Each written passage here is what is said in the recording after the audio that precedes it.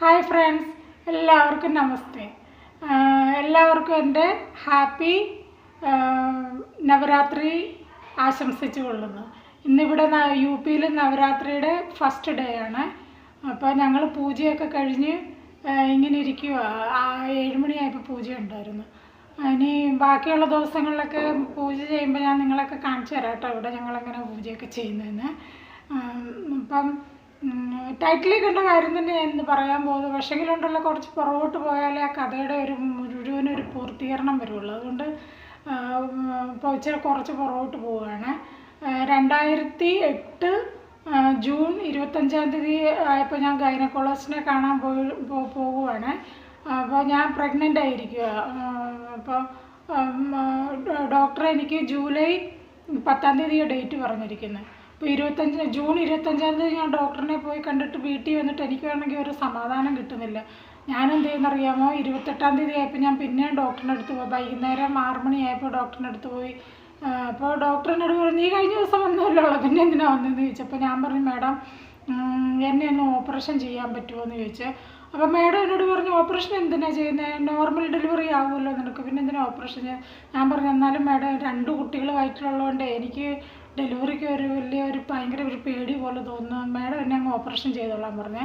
അപ്പോൾ മാഡം പറഞ്ഞു, എന്നാൽ ഒരു കാര്യം ചെയ്യും, നിൻ്റെ ആഗ്രഹം അതാണെങ്കിൽ ഓപ്പറേഷൻ ചെയ്യാൻ എനിക്ക് കുഴപ്പമൊന്നുമില്ല എന്ന് പറഞ്ഞു.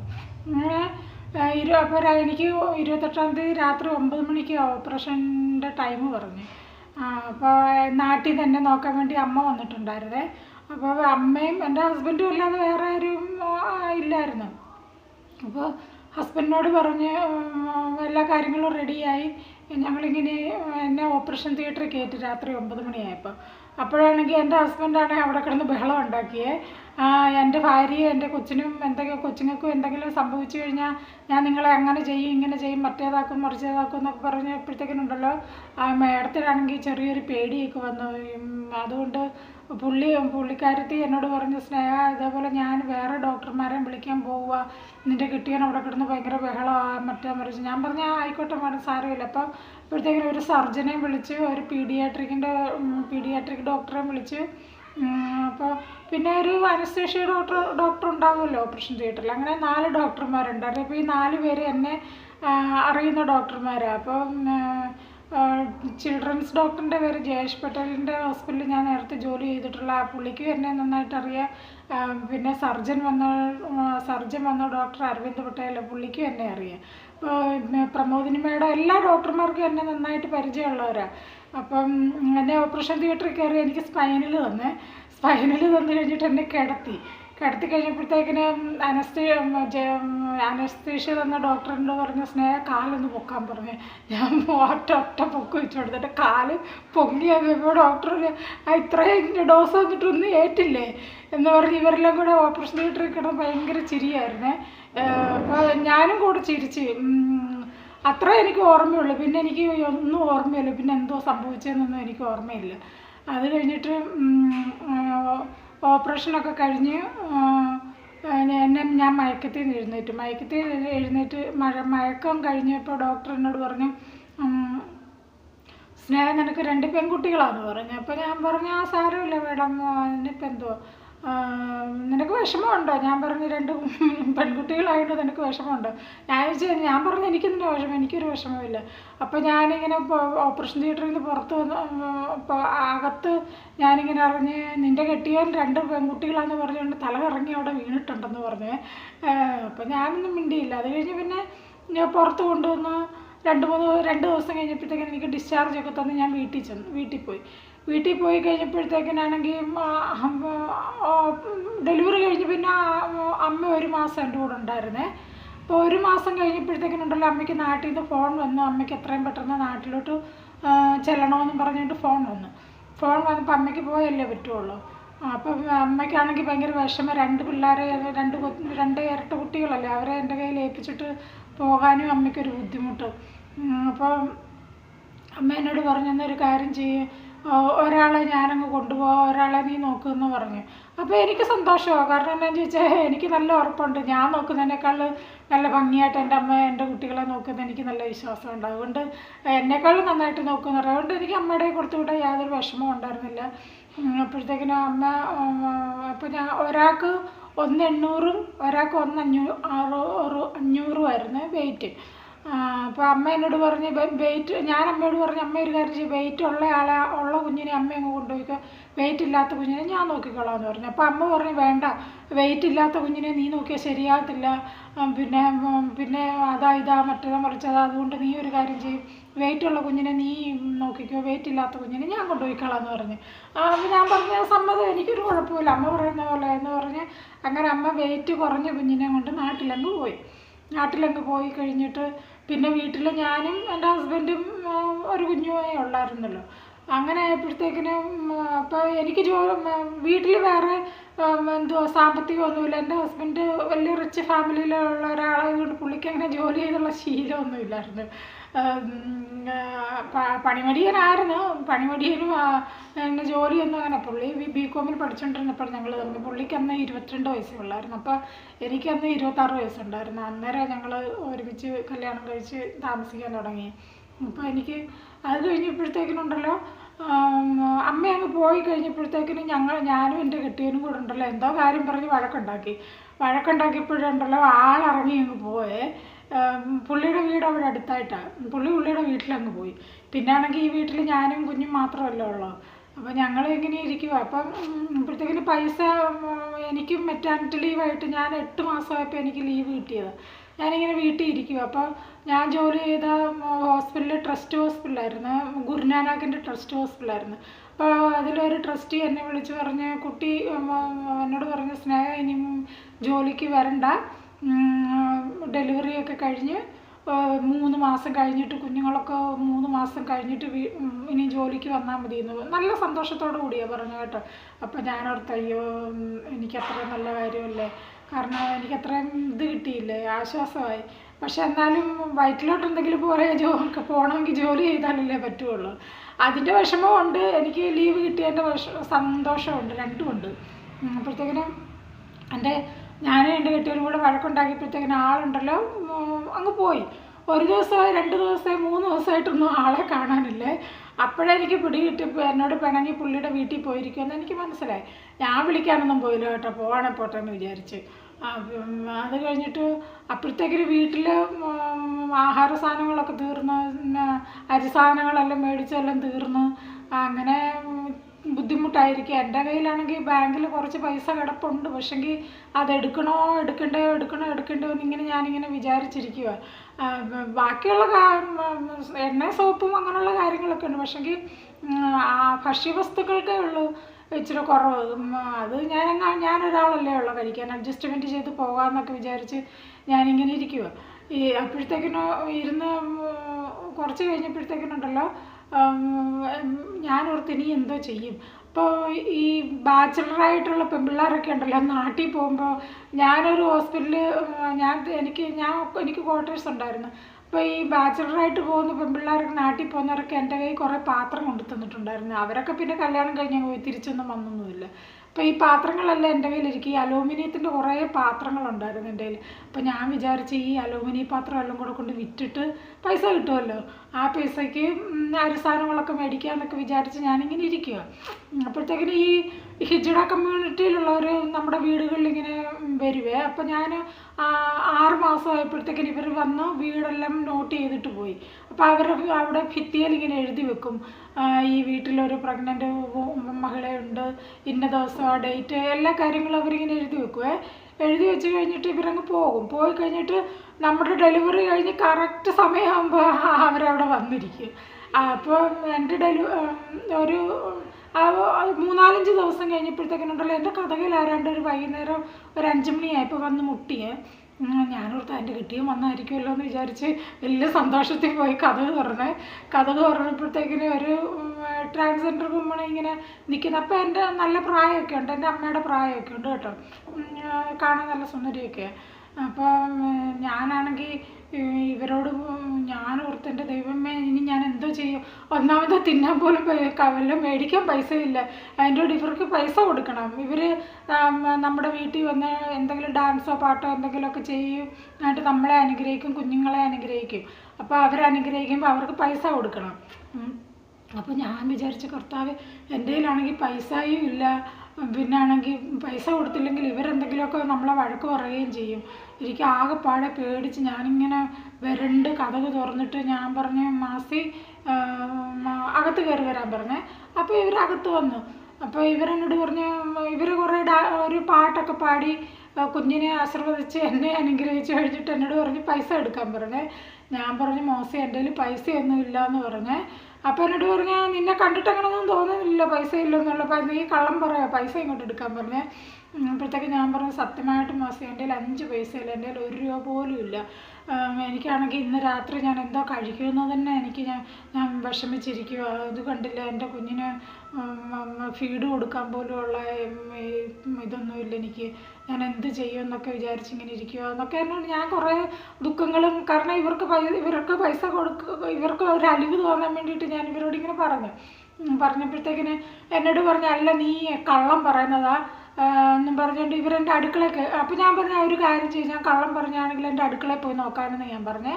അപ്പോൾ ഇവരെന്ത് ചെയ്തെന്നറിയാമോ, ഇവർ അടുക്കളയിൽ വന്ന് എല്ലാ സാധനങ്ങളും നോക്കി. ഞാൻ അരി ഇരിക്കുന്ന എൻ്റെ കലവും ആട്ട ഇരിക്കുന്ന കലവും പിന്നെ അരി സാധനങ്ങളെല്ലാം വെക്കുന്ന എല്ലാ ഡബ്ബകളെല്ലാം തുറന്ന് നോക്കിയപ്പോൾ എല്ലാം ശൂന്യമായിരിക്കുക. ഇവർ ഒന്നിനകത്ത് ഒന്നുമില്ലേ, കുറേ പച്ചവെള്ളം മാത്രമേ ഇരിപ്പുണ്ട് എൻ്റെ അടുക്കളയിൽ. അപ്പോൾ എന്നോട് ഇവർ ചോദിച്ച് ഇത് എന്ന് മുതൽ ഈ സാധനങ്ങളെല്ലാം തീർന്നോ നിൻ്റെ? ഞാൻ പറഞ്ഞു ഇപ്പോഴത്തെ സാധനം തീർന്നിട്ട് 2 ദിവസമായി. അപ്പോൾ എന്നോട് ചോദിച്ചു നീ പട്ടിണിയാണോ? ഞാൻ പറഞ്ഞു പട്ടിണിയല്ല, എൻ്റെ ഒരു കൂട്ടുകാരിയുടെ വീട്ടിൽ നിന്ന് എനിക്ക് ഇന്നലത്തെ ആഹാരം കൊണ്ടു തന്നു, അതുകൊണ്ട് ഇന്നലെ ഞാൻ കഴിച്ചു, ഇന്നും എനിക്ക് അവൾ കൊണ്ടു തന്നെന്ന് പറഞ്ഞു. അപ്പോൾ എന്നോട് ഇവർ കാര്യങ്ങളെല്ലാം ചോദിച്ച് മനസ്സിലാക്കി. അപ്പോൾ എന്നോട് പറഞ്ഞു ഇനി നീ എന്തോ ചെയ്യും, എത്ര ദിവസം ഇനി ജോലിക്ക് പോകാൻ നിനക്ക് പിന്നെ മാസങ്ങളില്ല, ജോലിക്ക് പോയാലല്ലേ പൈസ കിട്ടിയാലല്ലേ നിനക്ക് ഈ സാധനങ്ങളൊക്കെ മേടിക്കാൻ പറ്റുള്ളൂ, അപ്പം നീ എന്തോ കഴിക്കും ഇനി? ഞാൻ പറഞ്ഞ ദൈവം എങ്ങനെയെങ്കിലുമൊക്കെ എനിക്ക് തരും, അല്ലാതെ ഇപ്പം ഞാൻ എന്തോ ചെയ്യാനാ, ആരുടെ അടുത്ത പോയി നമ്മൾ കൈ നീട്ടുന്നത്, എനിക്ക് മോശമാ എന്നൊക്കെ പറഞ്ഞ് ഞാൻ ഇവരെങ്ങനെങ്കിലും അങ്ങ് ഒഴിവാക്കാം. ഞാൻ പറഞ്ഞു എൻ്റെ കയ്യിൽ ബാങ്കിൽ കുറച്ച് പൈസ കിടപ്പുണ്ട്, അത് ഞാനിങ്ങനെ വെച്ചിരിക്കുക, കുഞ്ഞിനെയും കൊണ്ടിരിക്കുന്നതല്ല, എന്തെങ്കിലും അത്യാവശ്യം വന്നാൽ ഉപയോഗിക്കാമെന്ന് വിചാരിച്ചിട്ട് ഞാൻ ആ പൈസ ഇങ്ങനെ സൂക്ഷിച്ച് വെച്ചിരിക്കുക എന്ന് ഇവരോട് ഞാൻ പറഞ്ഞു. അപ്പോൾ ഇവർ പറഞ്ഞു എന്നാലും നിൻ്റെ കെട്ടിയവനെ നീ ഫോൺ വിളിക്കാൻ പറഞ്ഞു. ഞാൻ പറഞ്ഞു ഞാൻ ഫോണൊന്നും വിളിക്കുന്നില്ല, വരുവാണെങ്കിൽ വന്നാൽ മതി എന്ന് പറഞ്ഞ്. അപ്പോൾ ഇവരെന്നോട് പറഞ്ഞു എന്നാൽ ശരി എന്നും പറഞ്ഞിട്ട് ഇവരങ്ങ് ഇറങ്ങി അങ്ങ് പോയി. അപ്പോൾ ഇവരിറങ്ങി പോയപ്പോൾ ഞാൻ അടുത്ത എൻ്റെ കർത്താവ് എന്നെ രക്ഷിച്ചല്ലോ, ഞാൻ രക്ഷപ്പെട്ടല്ലോ എന്നിങ്ങനെ വിചാരിച്ചേ. എന്നിട്ടൊരു അരമണിക്കൂർ കഴിഞ്ഞപ്പോൾ ഉണ്ടല്ലോ എൻ്റെ കഥയെ വന്ന് പിന്നെ മുട്ടും. ഞാൻ ഓർത്തടോ ഇനി ആരാ വന്നിരിക്കുന്നത്, പിന്നെ വന്നോ എന്ന് വിചാരിച്ച് ഇങ്ങനെ കഥവ് തുറന്നപ്പോഴുണ്ടല്ലോ ഇവർ തന്നെ നിൽക്കുന്നത്. അപ്പോൾ ഇവർ തന്നെയാണെങ്കിൽ ഇവരുടെ കൈ ഒരു 3 ചാക്കിൻ്റെ കെട്ടുണ്ട് കേട്ടോ ഇവരുടെ കയ്യിൽ. അപ്പോൾ ഇവരിതെല്ലാം കൊണ്ട് എൻ്റെ മുറിക്കകത്ത് വെച്ച് ഞാൻ ഈ ചാക്ക് കിട്ട് കണ്ടപ്പോൾ ഞാൻ കർത്താവ് വല്ലവരും ഇനി തല്ലിക്കൊന്നിട്ടെങ്ങാനും കൊണ്ടുവന്നതാണോ എന്ന് ഇങ്ങനെ വിചാരിച്ച് കഴിഞ്ഞപ്പോഴത്തേക്കിന് ഈ ചാക്കെല്ലാം ഇവരെന്നെ തുറന്ന് കാണിച്ച്. എന്നിട്ട് എന്നോട് പറഞ്ഞു ഇതെല്ലാം നിനക്ക് ഒരു 2-3 മാസം കഴിയാനുള്ള സാധനങ്ങളുണ്ട്, 25 കിലോ അരിയും അതിൻ്റെ അരിസാധനങ്ങളും പിന്നെ ആട്ടയും എണ്ണയും എല്ലാ സാധനങ്ങളും, സോപ്പ്, സകല ഒരു വീട്ടിൽ ഒരു സ്ത്രീക്ക് എന്തൊക്കെ ആവശ്യമുണ്ട് സകല സാധനങ്ങളും അതിനകത്തുണ്ടായിരുന്നു. എന്നിട്ട് ഇവരെന്നോട് പറഞ്ഞ് ഇനി നിനക്ക് എന്തെങ്കിലും ആവശ്യമുണ്ടെങ്കിൽ എന്നെ വിളിക്കണമെന്നും പറഞ്ഞ് എനിക്കൊരു ഫോൺ നമ്പരും തന്നേ. ഫോൺ നമ്പർ തന്നപ്പോഴത്തേക്കിന് ഞാൻ ആ ഫോൺ നമ്പർ മേടിച്ച് കയ്യിൽ മേടിച്ചിട്ട് എന്നോട് പറഞ്ഞു ഇനി എന്തെങ്കിലും ആവശ്യമുണ്ടെങ്കിൽ എന്നെ വിളിക്കണം, നിൻ്റെ അമ്മയെ പോലെ എന്നെ കരുതിയാൽ മതി. ഞാൻ പറഞ്ഞ മോശി എനിക്ക് കുറേ സങ്കടമൊക്കെ വന്നു കേട്ടോ. ഞാൻ അവിടെ നിന്ന് കുറേ നേരം കരയൊക്കെ ചെയ്തു. കരഞ്ഞപ്പോൾ എന്നോട് പറഞ്ഞു നീ കരയൊന്നും വേണ്ട, ആരും ഇല്ലാത്തവർക്ക് ദൈവമില്ലേ, അതായത് എന്നൊക്കെ പറഞ്ഞ് നീ കണ്ടോ എന്നെ കണ്ടോ, ഞങ്ങൾക്കൊന്നും ആരുമില്ല, ഞങ്ങളുടെ അച്ഛനും അമ്മയൊന്നും ഞങ്ങളെ അക്സെപ്റ്റ് ചെയ്യാത്തതുകൊണ്ടല്ലേ ഞങ്ങളിങ്ങനെ കമ്മ്യൂണിറ്റി ആയിട്ട് ജീവിക്കേണ്ടി വന്നത്, ഞങ്ങളിങ്ങനെ ഓരോരുത്തർ തരുന്നതൊക്കെ കൊണ്ടല്ലേ ഞങ്ങളും കഴിക്കുന്നത് എന്ന് പറഞ്ഞ പോലെ എല്ലാവർക്കും ആരും ഇല്ലാത്തവർക്ക് ദൈവം ഉണ്ടെന്നൊക്കെ ഇവരെന്നോട് ഇങ്ങനെ ഓരോ ആശ്വാസവാക്കുകളൊക്കെ പറഞ്ഞു തന്നിട്ട് ഈ ഞാനും അവരോട് കുറേ നന്ദി വാക്കുകളൊക്കെ പറഞ്ഞ് ഞങ്ങൾ പരസ്പരം അങ്ങോട്ടും ഇങ്ങോട്ടും ഭയങ്കര സ്നേഹപ്രകടനം കാര്യങ്ങളൊക്കെ കഴിഞ്ഞ് ഞാനവരെ കെട്ടിപ്പിടിക്കുകയോ അവരെന്നോട് എൻ്റെ കണ്ണുനീരൊക്കെ തുടച്ച് തരികയോ അങ്ങനെ ഓരോന്നൊക്കെ കഴിഞ്ഞ് പിന്നെ ഇവരങ്ങ് ഇറങ്ങി അങ്ങ് പോയി. ഫോൺ നമ്പർ എന്നോട് വന്നിട്ട് പറഞ്ഞ് എന്തെങ്കിലും ആവശ്യമുണ്ടെങ്കിൽ എന്നെ വിളിക്കണമെന്ന് പറഞ്ഞിട്ട് ഇവർ പോയി കഴിഞ്ഞിട്ട് ഞാനെല്ലാം നോക്കിയപ്പോൾ എനിക്കൊരു 3-4 മാസം കഴിക്കാനുള്ള സകല സാധനങ്ങളും ഉണ്ട്. പച്ചക്കറി ഒരു 2 ആഴ്ചത്തേക്കിനുള്ള പച്ചക്കറി തന്നെ ഉണ്ടായിരുന്നു. അപ്പോൾ എനിക്കും അങ്ങ് സന്തോഷമായി. കാരണം എൻ്റെ കഷ്ടതയിൽ എനിക്കൊരു സഹായമായില്ലേ. അങ്ങനെയൊക്കെ വിചാരിച്ച് ഞാനങ്ങ് സന്തോഷമായിട്ട് ഇങ്ങനെ ഇരിക്കും. അത് കഴിഞ്ഞ് 3-4 ദിവസം കഴിഞ്ഞിട്ടുണ്ടല്ലോ, ഞങ്ങൾ താമസിക്കുന്ന ഫ്ലാറ്റിൻ്റെ താഴെ കടകളൊക്കെ ഉണ്ട്. അപ്പോൾ ആ കടയിൽ ഞാൻ പാല് മേടിക്കാനായിട്ട് പോയേ. അപ്പോൾ പാല് മേടിക്കാനായിട്ട് പോയപ്പോൾ ഈ പാല് കടയുടെ തൊട്ടപ്പുറത്ത് ഞാൻ ഈ സ്വർണ്ണങ്ങളൊക്കെ കൊണ്ട് പണയം വെക്കുന്ന ഒരു കടയുണ്ട്. അപ്പം ആ കടക്കാരനെ ഞാനോട്ട് നല്ല പരിചയം, ഞങ്ങൾ എപ്പോഴും നല്ല സംസാരമൊക്കെ ഉണ്ട്. ഞാൻ എന്തെങ്കിലുമൊക്കെ പണയം വെക്കാൻ പോകുമ്പോൾ എനിക്ക് ഇച്ചിരി ഭയങ്കര വർത്തമാനം പറയുന്ന കൂട്ടത്തിലുള്ളതായതുകൊണ്ടുണ്ടല്ലോ ഞാൻ അവരോടൊക്കെ അങ്ങ് സംസാരിക്കും. അപ്പോൾ ആ വീട്ടിലെ കാര്യം എങ്ങനെ മക്കളൊക്കെ എന്തിയെ, ഭാബി എന്തിയെ, ഇന്നെന്തോ കഴിച്ച് ഓരോന്നെല്ലാം ഞാനങ്ങ് ചോദിക്കുക. അതുകൊണ്ട് ഇങ്ങനെ എന്നോട് സംസാരിക്കുന്നു. ബാക്കിയുള്ളവരൊക്കെ പണയം വെക്കാൻ പോകുന്നെങ്കിലും ആരും വലിയ വർത്തമാനത്തിനൊന്നും പോകത്തൊന്നുമില്ല. അവരുടെ കാര്യം കൊണ്ട് പണയം വെക്കും, അവരങ്ങ് പോകും. പക്ഷെ ഞാനങ്ങനെ ഞാൻ അവിടെ ചെന്നിട്ട് ഇങ്ങനോട് സംസാരിക്കുകയൊക്കെ ചെയ്തുകൊണ്ട് അപ്പോൾ ഞാനിങ്ങനെ പാല് മേടിച്ചുകൊണ്ടിരുന്നപ്പോൾ എന്നെ പുള്ളിയുടെ അടുത്തോട്ട് വിളിച്ച് ഇങ്ങോട്ട് വരാൻ പറയും. ഞാൻ ചോദിച്ചു എന്തോ. അപ്പോൾ എന്നോട് പറഞ്ഞു നിങ്ങളുടെ ബിൽഡിങ്ങിൽ ആരാണ്ട് പട്ടിണി കിടക്കുക എന്നൊക്കെ ഞാനിങ്ങനെ അറിഞ്ഞല്ലോ. അപ്പോൾ ഞാൻ പറഞ്ഞു ആര് പറഞ്ഞു? അപ്പോൾ എന്നോട് പറഞ്ഞു അതൊക്കെ ഞാൻ അറിഞ്ഞു. ഞാൻ പറഞ്ഞു അല്ല സത്യം പറ, ആരാ പറഞ്ഞേ, നിങ്ങളോട് ആരാ പറഞ്ഞു? ഞാൻ പറഞ്ഞു എനിക്കറിയാം ആരാ പട്ടിണി കിടക്കുന്നതെന്ന് എനിക്കറിയാം, പക്ഷെ പറഞ്ഞ ആളെ പറയാമെങ്കിൽ ഞാൻ പറയാം ആരാന്ന് പറയാമെന്ന് പറഞ്ഞു. അപ്പോൾ ഇങ്ങനെ എന്നോട് പറഞ്ഞ് കഴിഞ്ഞ ദിവസം ഒരു ഹിജട ഇവിടെ വന്നിട്ടുണ്ടായിരുന്നു. അവരാണെങ്കിൽ അവരുടെ വള ഊരി ഇവിടെ പണയം വെച്ചപ്പോൾ അവരിങ്ങനെ എന്നോട് പറഞ്ഞ് ആ ബിൽഡിങ്ങിൽ ഗുരുനാനാക്കിൻ്റെ ബിൽഡിങ്ങിൽ ഒരു കൊച്ചു പട്ടിണി കിടക്കുക ഒരു കുഞ്ഞിനെയും കൊണ്ട്, അതായത് എന്നൊക്കെ എല്ലാ കാര്യങ്ങളും ഇങ്ങനോട് പറഞ്ഞു. അപ്പോൾ എന്നോട് ചോദിച്ചു ആരാന്ന് ചോദിച്ചു. ഞാൻ പറഞ്ഞു അത് വേറെ ആരുമല്ല, ഞാൻ തന്നെയാന്ന് പറഞ്ഞു. അപ്പോൾ ഇങ്ങനെ എന്നോട് പറഞ്ഞു അയ്യോ നിനക്ക് എന്നോട് പറയത്തില്ലായിരുന്നോ ഞാൻ പറഞ്ഞു എന്നത്തിന് പറയുന്നത് എന്നൊക്കെ പറഞ്ഞിട്ട് ഞാൻ പിന്നെ അങ്ങ് പോയി കേട്ടോ. അങ്ങനെ അത് കഴിഞ്ഞിട്ട് അപ്പോൾ ഞാൻ ഇങ്ങേരോട് ചോദിച്ചു. അപ്പോൾ ഇങ്ങനെ എന്നോട് പറഞ്ഞു, ഞാൻ പറഞ്ഞു ഇനി ആ മാസം വരുവാണെങ്കിൽ എന്നോട് വിളിക്കണമെന്ന് പറഞ്ഞു. അത് കഴിഞ്ഞിട്ടുണ്ടല്ലോ ഇവരെനിക്കൊരു ഫോൺ നമ്പർ തന്നല്ലോ. ആ ഫോൺ നമ്പറിൽ ഞാൻ വിളിച്ചിട്ട് എനിക്ക് കിട്ടിയില്ലേ. ഫോൺ നമ്പർ സ്വിച്ച് ഓഫ് ആയിരിക്കുക. അന്നേരം ഞാൻ ഇങ്ങേരോട് പറഞ്ഞു ഇനി അവർ ഈ പണയം ഇതാക്കാൻ വേണ്ടിയിട്ട് വരുമല്ലോ, അപ്പോഴെന്നോടൊന്ന് പറയണമെന്ന് പറഞ്ഞ് എൻ്റെ ഫോൺ നമ്പർ ഉണ്ടല്ലോ അവരുടെ കയ്യിൽ. അത് കഴിഞ്ഞപ്പോഴത്തേക്കിന് എന്നോട് പറഞ്ഞ് അത് അവർ പണയം വെച്ചതിൻ്റെ പിറ്റേ ദിവസം തന്നെ രാവിലെ വന്ന് എടുത്തുകൊണ്ട് അങ്ങ് പോയെന്ന് പറഞ്ഞു. ഞാൻ പറഞ്ഞു അവർ പണയം വെച്ചത് എനിക്ക് അരിസാധനങ്ങൾ മേടിച്ച് തരാൻ വേണ്ടിയിട്ടാണ് പണയം വെച്ചത് എന്നെല്ലാ കാര്യങ്ങളും ഞാൻ പുള്ളിയോട് പറഞ്ഞു കഴിഞ്ഞപ്പോഴത്തേക്കിന് അയ്യോ പിന്നെ ഞാനങ്ങ് വീട്ടിലങ്ങ് പോയി. വീട്ടിൽ പോയി കഴിഞ്ഞ് കുറേ ഒരു 2-3 മാസം കഴിഞ്ഞ് പിന്നെ ഈ ഫോൺ നമ്പറിൽ ഫോൺ വിളിച്ചപ്പോഴത്തേക്കിന് അവർ ഞാനുമായിട്ട് ഈ മോസി ഞാനുമായിട്ട് ഒത്തിരി നേരം സംസാരിച്ച്.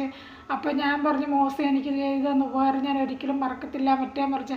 അപ്പോൾ എനിക്ക് അതിന് പകരം ഞാൻ എന്ത് ഉപകാരം ചെയ്യണമെന്നൊക്കെ എന്നോട് പറഞ്ഞു. എനിക്കിതിൻ്റെ ഉപകാരമൊന്നും വേണ്ട, പക്ഷേ ഞാൻ നിങ്ങളുടെ ഹോസ്പിറ്റലിൽ വരുമ്പോഴേ നിങ്ങളുടെ ഹോസ്പിറ്റലിൽ ഭയങ്കര ക്യൂ നിൽക്കേണ്ടതായിട്ട് വരും. എനിക്ക് ആ ക്യൂവിൽ നിന്നൊന്ന് രക്ഷപ്പെടുത്തി എന്നെ പെട്ടെന്ന് ഡോക്ടറിൻ്റെ അടുത്തൊന്ന് പറഞ്ഞു വിട്ടാൽ മാത്രം മതി, അല്ലാതെ എനിക്കൊരു ഉപകാരം നീ ചെയ്യണ്ടെന്ന് പറഞ്ഞ്. അപ്പോൾ ഞാനങ്ങനെ പറഞ്ഞു. അപ്പം നിങ്ങളിപ്പോൾ ഓർക്കുന്നുണ്ടായിരിക്കും ഇട്ടേച്ച് പോയ കെട്ടിയോൻ എന്ത് ചെയ്യുമെന്ന് വിചാരിക്കുന്നുണ്ടായിരിക്കും അല്ലേ, എനിക്കറിയാം.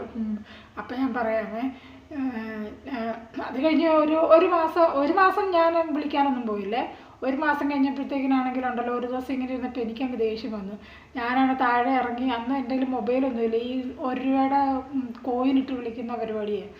അപ്പോൾ ഞാൻ താഴെ ഇറങ്ങി 1 രൂപയുടെ ഒരു കോയിൻ ഇട്ടിട്ട് 2-3 ഡയലോഗ് അങ്ങോട്ട് പറഞ്ഞപ്പോഴത്തേക്കിന് അന്ന് വൈകുന്നേരം തന്നെ ആളിങ്ങി വന്നു. അപ്പോൾ നിങ്ങൾ ഓർക്കുന്നുണ്ടായിരിക്കും ആ ഡയലോഗ് എന്തുവാന്ന് മനസ്സിൽ വിചാരിക്കുന്നില്ലേ. പറയാൻ പാടില്ല, പറയുന്നത് മോശമാണ്, നിങ്ങൾക്ക് ഇഷ്ടപ്പെടുകയോ ഇല്ലയോ എന്ന് അറിയത്തില്ല. എന്നാലും അന്നേരത്തെ എൻ്റെ ദേഷ്യത്തിനും വിഷമത്തിനും ഞാൻ അങ്ങ് പറഞ്ഞു പോയതാണ്. അങ്ങനെയൊന്നും എൻ്റെ മനസ്സിൽ ഉണ്ടായിട്ടല്ല പറഞ്ഞു, പക്ഷേ ദേഷ്യം വിഷമം കൊണ്ട് പറഞ്ഞാൽ ഞാനിങ്ങനെ പറഞ്ഞത്. ഞാൻ പറഞ്ഞു നിൻ്റെ പിള്ളേരെ ചുമ്മിക്കൊണ്ട് നടക്കേണ്ട ആവശ്യമൊന്നും എനിക്കില്ല. ഞാൻ എല്ലാത്തിനും പറക്കി വല്ലവർക്കൊക്കെ കൊടുക്കും. വന്നില്ലെങ്കിൽ വരുന്നുണ്ടെങ്കിൽ അല്ലെങ്കിൽ ഞാൻ പിള്ളേരെ ആർക്കെങ്കിലും പറക്കി കൊടുക്കും. എനിക്കിതിൻ്റെ പിള്ളേരെ ചുമ്മിക്കെട്ടിക്കൊണ്ട് നടക്കേണ്ട ആവശ്യമൊന്നും ഇല്ലെന്നൊക്കെ പറഞ്ഞു. അത് കഴിഞ്ഞ് അന്ന് വൈകുന്നേരം തന്നെ എൻ്റെ കിട്ടിയും വന്നു. ആ വന്ന വരവ് അന്ന് മുതൽ ഇന്ന് വരെ ഉണ്ട്. പിള്ളേർക്കിപ്പോൾ ഈ വരുന്ന ജൂൺ 28 17 വയസ്സാകും. ഇപ്പോഴും കൂടുണ്ട്. അപ്പോൾ ഇന്നത്തെ കഥ ഇത്രയേ ഉള്ളൂ. എല്ലാവർക്കും എൻ്റെ നവരാത്രി ആശംസകൾ നേർന്നുകൊണ്ട് എൻ്റെ വീഡിയോ അവസാനിക്കുന്നു.